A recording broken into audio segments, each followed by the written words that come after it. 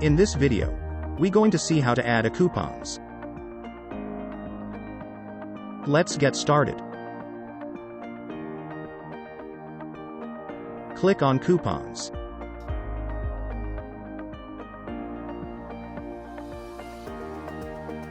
And click on Add New Coupon. Generate your coupon code.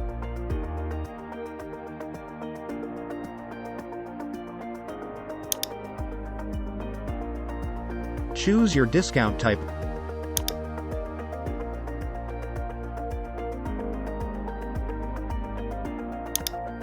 Enter your coupon amount.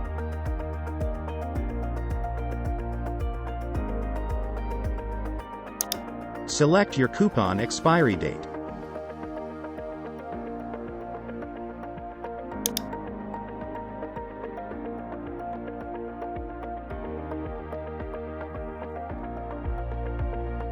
And click on Publish.